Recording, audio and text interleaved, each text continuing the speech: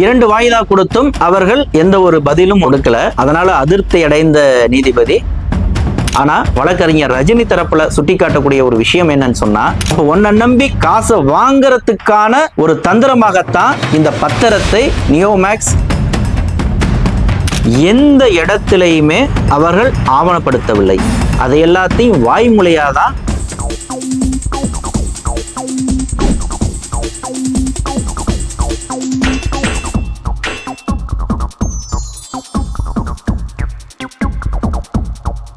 அங்குசம் நேயர்களுக்கு வணக்கம். நியோமேக்ஸ் வழக்கு விவகாரத்துல ஏப்ரல் 29 ஃபார் ஆர்டர்ஸ் இன்று உத்தரவு போடுவதற்காக நீதியரசர் கடந்த 27 நடந்த விசாரணையின் போது சொல்லியிருந்தாங்க.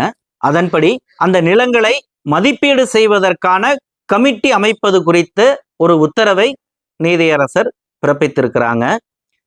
அந்த கமிட்டியில யாரெல்லாம் இடம்பெறுவாங்க அப்படிங்கிறத குறித்து டீட்டெயில்டான அந்த இறுதி உத்தரவை இன்று மாலை பிறப்பிப்பதாகவும், அது பொதுமக்கள் எல்லாரும் பார்வையிடும்படி அதனுடைய இணையதளத்துல, சென்னை உயர்நீதிமன்றத்தினுடைய இணையதளத்துல நாளை அல்லது நாளை மறுநாள் நீங்க எதிர்பார்க்கலாம் என்பதாக நீதியரசர் பரத சக்கரவர்த்தி அந்த நீதிமன்ற விசாரணையில தெரிவிச்சிருக்கிறாங்க.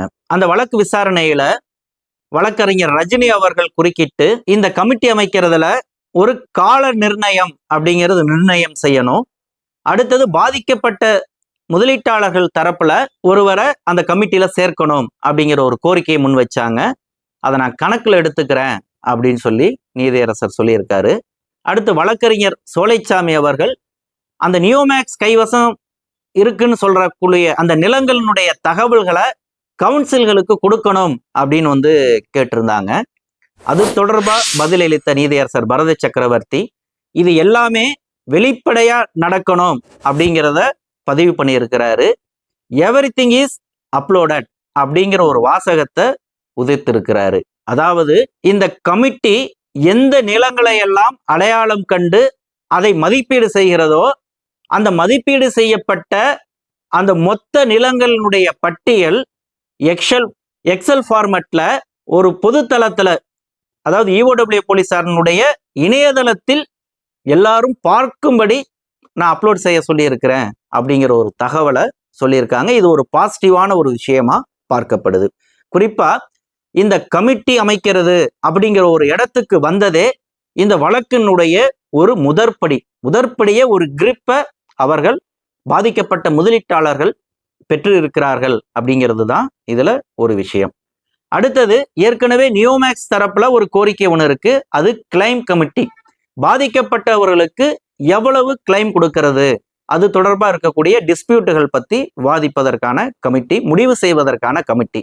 அந்த விவகாரத்தை இப்பவே நீங்க தொடங்கிடணும் அப்படிங்கிற ஒரு கோரிக்கையை ஏற்கனவே வைத்திருந்தாங்க.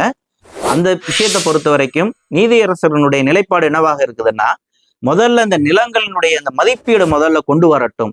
அதனுடைய தொகை எவ்வளவு வருதுங்கிறத பொறுத்து, இதனுடைய முடிவை பொறுத்து, இந்த ரிப்போர்ட்டை பொறுத்து அடுத்த விஷயத்தை பத்தி பேசுவோம் அப்படிங்கிறது தான் நீதியரசனுடைய நிலைப்பாடாக இருக்கு. அந்த வகையில இந்த மதிப்பீட்டு குழு அமைத்து அது தன்னுடைய பணியை தொடங்கி எத்தனை நாளைக்குள் முடிக்கிறது அப்படிங்கிறத பத்தி அவங்க கால நிர்ணயம் செய்ய போறாங்களா அப்படிங்கிறதெல்லாம் அந்த விரிவான உத்தரவுல தான் இடம்பெறும். ஆனா வழக்கறிஞர் ரஜினி தரப்புல சுட்டி காட்டக்கூடிய ஒரு விஷயம் என்னன்னு சொன்னா, ஒரு கால நிர்ணயம் செய்யாம அப்படியே விட்டுட்டோம் அப்படின்னம்னா ஒரு 6 மாசத்துக்கு அப்படியே இழுத்துருவாங்க. திரும்ப 6 மாசம் கழிச்சு ஏதாவது ஒரு சால்ஜாப்பு சொல்லுவாங்க, இன்னும் செய்யலம்பாங்க. அது வழக்கை இழுத்துட்டு போகும். அதனால 3 மாதமா 4 மாதமா அப்படிங்கிறத அந்த கால அவகாசம்ங்கிறது சரியாக நிர்ணயிக்கப்படணும். அப்படி நிர்ணயிக்கிறதோட மட்டும் இல்லாம மாதத்திற்கு ஒரு வாய்தா போடப்பட்டு அதனுடைய ப்ராக்ரஸ் குறித்து நீதிமன்றத்துல ரிப்போர்ட் தாக்கல் செய்யணும் அப்படிங்கிற மாதிரியான இதுல ஒரு மேற்பார்வை இருப்பதற்கான ஒரு ஏற்பாட்டையும் இதுல செய்யணும் அப்படின்னு சொல்லி அவங்க தரப்புல தெரிவிக்கிறாங்க. இது இன்றைய விசாரணையில நடந்த முதல் விஷயம். ஏன்னா இன்னைக்கு விசாரணைன்னு அவர் சொல்லவே கிடையாது, உத்தரவு போடுறது அப்படின்னு தான் சொன்னார். யாரும் நேரில் ஆஜராக தேவையில்லைன்னு சொல்லியிருந்தாரு. அதன் அடிப்படையில் இன்னைக்கு நியோமேக்ஸ் தரப்புல எந்த வழக்கறிஞர்களும் நேரில் ஆஜராகவில்லை, நேரில் வாதாடவில்லை. பாதிக்கப்பட்ட முதலீட்டாளர்கள் தரப்பிலிருந்தும் அரசு தரப்பிலிருந்தும் ஐடி தரப்பிலிருந்தும் இடி தரப்பிலிருந்தும் தான் ஆஜராகி இருந்தாங்க. குறிப்பா ஈடி தரப்புல அவர்கள் தரப்புல அட்டாச் செய்த அந்த நிலங்களினுடைய அந்த பட்டியலை சமர்ப்பிப்பது குறித்து வந்து கேட்டிருந்தாங்க. அதற்கு 1 மாசம் அவகாசம் அவர்கள் கேட்டிருக்காங்க. அடுத்து ஐடி தரப்புல 2 வாய்தா கொடுத்தும் அவர்கள் எந்த ஒரு பதிலும் வந்து கொடுக்கல. அதனால அதிருப்தி அடைந்த நீதிபதி ஐடிக்கு எதிராக ஒரு ஆட்சேபனையும் அவர் வந்து தெரிவிச்சிருந்தாரு. இன்னும் குறிப்பா வந்து ஓட விட்டு சுடுவீங்களா அப்படிங்கிற ஒரு கேள்வியையும் அவர் வந்து ஐடியை பார்த்து அந்த கேள்வியையும் எழுப்பியிருக்கிறாரு. அடுத்து 3வது விவகாரமா வழக்கறிஞர் அழகர்சாமி ஒரு விஷயத்த சொன்னாரு. நாம் நமது அங்குசம் அந்த வீடியோ பதிவுல இந்த டிசம்பர் 18 முதலாக தொடர்ந்து நாம் பதிவு செய்துட்டு வரக்கூடிய ஒரு விஷயம், அதாவது அந்த காலக்கெடுவுக்குள் அவர்கள் வெப்சைட்ல பதிவிடல, அதுல தாமதமானது, அந்த தாமதமானதுக்கு ஏற்ப 1 நாள் 2 நாள் அட்ஜஸ்ட் பண்ணி அதன் பிறகு வந்த புகார்களையும் அவர்கள் வாங்கி இருக்கணும். ஈவடபிள்யூ போலீசார் அந்த நீதிமன்ற அவமதிப்புக்கு உள்ளாவோம் அப்படிங்கிற ஒரு அச்சத்தில் இருந்து அந்த நீதிமன்றம் நிர்ணயித்த அந்த தேதிக்கு பிறகு வந்த தபால்களை திருப்பி அனுப்பியது தவறு. அது பாதிக்கப்பட்ட முதலீட்டாளர்கள் மத்தியில ஒரு அதிருப்தியை ஏற்படுத்தி இருக்குங்கிறத நாம் பதிவு செய்திருந்தோம்.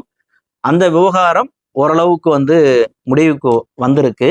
அதுல அந்த ஈவடபிள்யூ போலீசார் மறுத்து திருப்பி அனுப்பிய அந்த ஆதாரத்தோடு அது போன்ற புகார்களை மீண்டும் அனுப்பினால் அவர்கள் ஏற்றுக்கொள்வார்கள் அப்படிங்கிற மாதிரி ஒரு தகவல் சொல்லி இருக்கிறாங்க.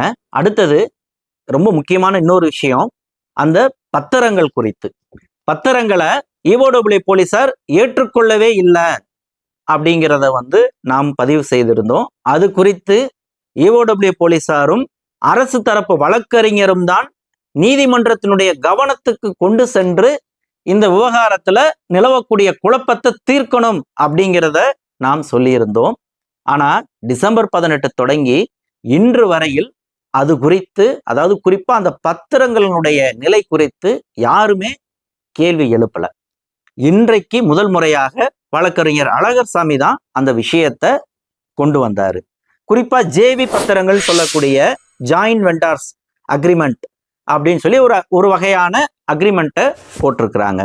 அந்த அக்ரிமெண்ட்ல இன்வால்வ் ஆகி இருக்கக்கூடிய தொகைகள் அப்படிங்கிறது எல்லாமே குறைந்தது 30 லட்சத்துக்கு மேலதான் அப்படிங்கிறத சொல்றாங்க.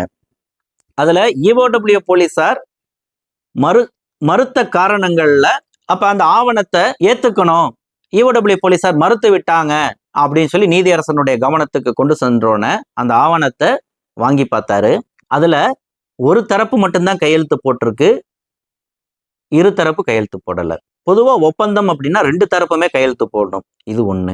2வது சாட்சிகள்னு யாருமே கையெழுத்து போடல.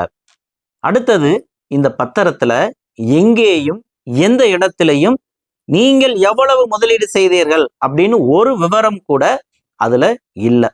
இதை எப்படி நான் ஒரு ஆவணமா ஏத்துக்க முடியும் அப்படிங்கிற கேள்வியை நீதியரசர் அந்த இடத்துல எழுப்பினாரு. அப்ப இது வந்து ஒரு காரசாரமான விவாதமா தான் அந்த இடத்துல போனது. அவர் திரும்ப வந்து அழகர்சாமி அதை திரும்ப இப்படிதான் அவங்க டாக்குமெண்ட் கொடுத்திருக்கிறாங்க, அவர்கள் அது சரிபார்க்காம வாங்கினது பாதிக்கப்பட்ட முதலீட்டாளர்களுடைய கவனக்குறைவு தான், ஆனா வாங்கிட்டாங்க, என்ன பண்றது, ஏத்துதானே ஆகணும் அப்படின்னு ஒரு வாதத்தை முன்வைக்கிறாரு.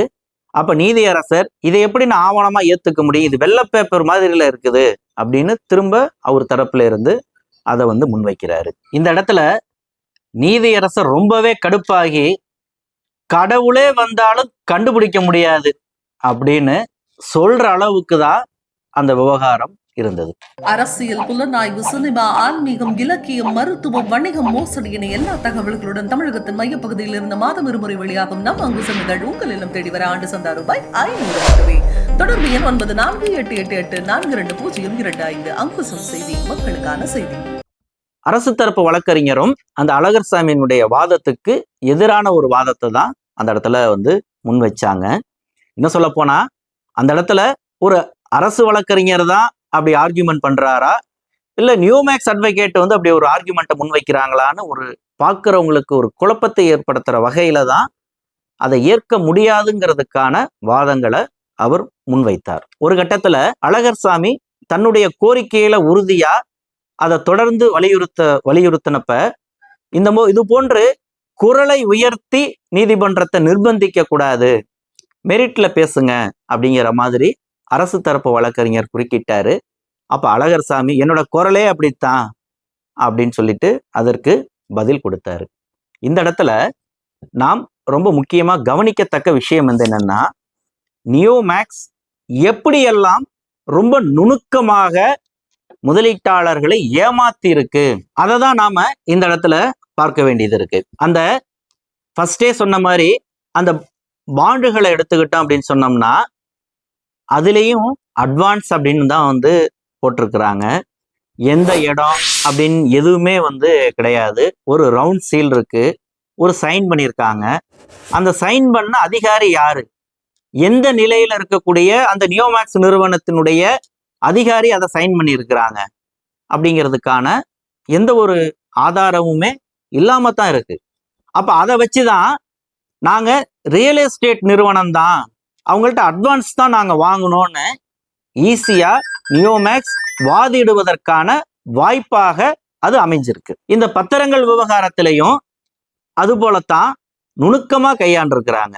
ஏன் அவங்களுக்கு இப்ப இவ்வளோ தெரிந்தவர்களுக்கு ஒரு முதலீட்டாளர்கிட்ட இருந்து நான் இன்ன தேதியில 1,00,000 ரூபாய் நான் வாங்குறேன், நாங்க 2 பேரும் வந்து ஜாயிண்ட் வெண்டர்ஸ், நாங்க வந்து ஒரு குறிப்பிட்ட ப்ராஜெக்டை எடுத்து இதை நாங்க டெவலப் பண்ண போறோம், அதுல இவரு இந்த தொகையை இன்ன தேதியில முதலீடு செய்திருக்கிறாரு, அவர் வந்து பணத்தை போட்டிருக்கக்கூடிய என்னுடைய பங்குதாரர், அதுல ஆக்டிவ் பார்ட்னரா நான் இருந்து இந்த தொழிலை நான் விரிவுபடுத்துறேன், அப்ப அதற்கான எனக்கான அதுல வரக்கூடிய லாபத்திலிருந்து 3 வருடம் கழித்து அவர்கிட்ட 10 லட்சம் இன்னைக்கு வாங்குறேன், 3 வருடம் கழித்து நான் அவருக்கு 20 லட்சம் கொடுக்குறேன், 30 லட்சம் கொடுக்குறேன்னு ஏன் இப்படி ஒரு தெளிவான ஒரு பத்திரத்தை அவர்களால் போட்டிருக்க முடியாது? அப்படி போட்டின வகையா நாளைக்கு வந்து சிக்கலாயிடுச்சுன்னா வகையா சிக்கிடுவோம், கம்பி எண்ண வேண்டியிருக்கும், களி தின்ன வேண்டியிருக்கும். அதனாலதான் ரொம்ப நுணுக்கமாக ஆராய்ந்து அது போன்ற வாசகங்களை தவிர்த்து அது எங்க போய் காட்டினாலும் இதான் ஜட்ஜி சொல்லிட்டார்ல, இது வெள்ளை பேப்பர் அவ்வளவுதான், அப்ப உங்ககிட்டேருந்து நான் காசை வாங்கணும், அப்ப அது 100 ரூபாய் பத்திரத்தை காட்டினா நீ நம்பிடுவ, என் கையெழுத்தை காட்டினா நீ நம்பிடுவ, ஆங்கிலத்துல 2 பேராகிராஃப் படிச்சு கையெழுத்து போட்டு கொடுத்தா நீ நம்பிடுவ. அப்ப உன்னை நம்பி காசை வாங்குறதுக்கான ஒரு தந்திரமாகத்தான் இந்த பத்திரத்தை நியோமேக்ஸ் பயன்படுத்தி இருக்குங்கிறது தான் இந்த விவகாரத்துல வெட்ட வெளிச்சமாயிருக்கு. அடுத்தது இந்த வட்டி கொடுக்குறோம் அப்படிங்கிற விவகாரத்தை எந்த இடத்திலையுமே அவர்கள் ஆவணப்படுத்தவில்லை, அதை எல்லாத்தையும் வாய்மொழியாதான் அவங்க வந்து சொல்லியிருக்கிறாங்க. இன்னும் சொல்ல போனா இவர்கள் கைவசம் வச்சிருக்கக்கூடிய பல்வேறு ப்ராஜெக்டுகள் குறித்த அந்த ப்ரௌச்சர்ஸ் எல்லாம் நீங்க வந்து பாருங்க, எது ஒண்ணுமே அவர்களுடைய நிறுவனத்தின் பெயரை போட்டு அச்சிடப்பட்ட ஆவணமாக எங்கேயும் இருந்ததில்லை. அதெல்லாம் ஒரு துண்டு சீட்டு மாதிரி ஒரு ஜெராக்ஸ் கடையில கொடுத்து பிரிண்ட் அவுட் எடுத்து டிடிபி பண்ணி செய்த மாதிரியான கட்டங்கட்டின துண்டு சீட்டுகளாகத்தான் அவர்களுடைய அந்த கவர்ச்சிகரமான திட்ட அறிவிப்புகள் இருந்திருக்கு. அதை காமிச்சு உங்ககிட்ட காசை கேட்பாங்க. நீங்க காசு கொடுத்ததுக்கு அப்புறம் 1 மாதமோ 2 மாதமோ 3 மாதம் கழித்து கூட சிலருக்கு அப்பதான் பாண்டுகளையும் கொடுத்திருக்கிறாங்க. ரொம்ப முக்கியம், நீங்க எங்க நீங்க கேஷை கொடுக்குறீங்க பணவர்த்தனை பண்ணாலும் உடனே உங்களுக்கு அது சம்பந்தமான ஆவணங்கள் கைவசம் வந்தால்தான் அதை ஓரளவுக்கு குறைஞ்சபட்சம் நீங்க அதை சரி பார்த்துட்டு அதுல எதுவும் சந்தேகங்கள் இருந்தா அவங்கள்ட்ட நீங்க கேட்கவே முடியும். பணத்தை இன்னைக்கு கொடுத்துட்டீங்க, 3 மாசம் கழிச்சுதான் பாண்டு வருது, பாண்டை பார்க்கும் பொழுதுதான் அதுல சர்வே நம்பர் இல்ல, ஏகப்பட்ட இல்லைன்னு தெரிய வருது. அப்ப அதை எப்படி கேட்க முடியும்? 3 மாதம் கழித்து தான் கேட்க முடியும். கேட்கும் பொழுது அதெல்லாம் சும்மா ஃபார்மாலிட்டிஸ் தான், அதெல்லாம் ஒண்ணு நீங்க பெருசா இது பண்ணாதீங்க, நான் பொறுப்பு அப்படின்னு தான் ஒரு தனி நபரும் தனிப்பட்ட நபர்களை கன்வின்ஸ் செய்து இந்த தொகையை வசூலித்திருக்கிறாங்க. அப்ப இது இந்த நிறுவனத்தினுடைய நன்கு யோசித்து, இந்த ரூம் போட்டு யோசிப்பாங்களோன்னு சொல்ற மாதிரி நல்லா யோசிச்சுதான் இந்த பிளானை எக்ஸிக்யூட் பண்ணியிருக்கிறாங்க அப்படிங்கிறது தான் இந்த நீதிமன்ற விசாரணையிலிருந்து அது தெரிய வந்திருக்கு. ஒரு எளிமையான கேள்விங்க, எங்க 15 வருஷமா நாங்க சக்சஸ்ஃபுல்லா வந்து நாங்க நிறுவனத்தை நடத்திட்டு இருக்கிறோம், முறையா ரெராவுடைய அனுமதி பெற்று நாங்க வந்து நடத்திட்டு இருக்கிறோம், முறையா ஐடி ஃபைல் பண்றோம், எங்க கம்பெனி வந்து ஜெனியூனான கம்பெனி, நல்ல கம்பெனி அப்படின்னு சொல்லக்கூடிய நிறுவனம் ஒரு நீதிபதியே நீதிமன்றத்துல ஒரு வெளிப்படையான விசாரணையில இது வெள்ளை பேப்பர்னு சொல்லக்கூடிய அளவுக்கா ஒரு ஆவணத்தை தயாரித்து கொடுத்திருப்பார்கள். அந்த ஆவணத்தை கொடுத்து கோடி ரூபாய் கணக்குல காசை வாங்க முடியுமா? இந்த இடம் ரொம்ப முக்கியமா இருக்குது. அப்ப இந்த இடத்துல அரசு தரப்பு வழக்கறிஞரும் சரி, நீதிமன்றமும் சரி, இத பாதிக்கப்பட்டவர்களுடைய தரப்பில் நின்று இந்த கேள்வியை, அதாவது நீதியரசர் ஒரு கேள்வியை கேட்கிறாரு, இவ்வளவு காசை கொடுத்திருக்கியே, ஒரு ரெசிப்ட் எங்க அப்படின்னு கேள்வி. ஒரு ரெசிப்டை காட்டு, நான் இதை எப்படி ஏத்துக்க முடியும் அப்படிங்கிற ஒரு கேள்விதான் அவரு கேட்கிறாரு. அப்புறம் சுப்ரீம் கோர்ட்டுக்கே போனாலும் அங்கேயும் இதை விட இன்னும் கேவலமா கேட்பதற்கான வாய்ப்புகளும் இருக்கு. அப்ப அந்த வகையில நிறுவனத்திற்கு எதிராக கேட்கப்பட வேண்டிய கேள்விகள். அடுத்து இது போன்ற பத்திரங்கள்ல அந்த முன்னணி நிறுவனங்களுடைய இயக்குனர்களின் சார்பாக அல்லது அந்த RH அளவிலான அந்த டாப் லெவல் லீடர்களினுடைய தனிப்பட்ட பெயர்கள்ல தான் அந்த பத்திரங்கள் வழங்கப்பட்டிருக்கு. அப்ப ஒருவேளை நீதிமன்றம் இது போன்ற பத்திரங்களை ஏற்காத பட்சத்தில் பாதிக்கப்பட்ட முதலீட்டாளர்கள் என்ன செய்வது? சிசிபில போய் கம்ப்ளைண்டா கொடுக்க முடியும், என்கிட்ட மோசடியா இவர் காசை வாங்கிட்டாருன்னு சொல்லிட்டு. அங்க போனோம்னா நீதிமன்றத்துல வழக்கு இருக்குது அப்படின்ட்டு தப்பிப்பதற்கான வாய்ப்பும் இருக்கு. அப்ப இந்த பத்திரம் விவகாரத்துல அரசு தரப்பு, குறிப்பா EOW போலீசார் உரிய விசாரணை, இதை ஒரு பரிசீலனைக்கு எடுத்துக்கணும். பாதிக்கப்பட்ட முதலீட்டாளர்கள் தரப்பில் இருந்து இந்த விஷயத்தை அணுகணும் அப்படிங்கிறது தான் ஒரு பொதுவான கோரிக்கையா இருக்கு.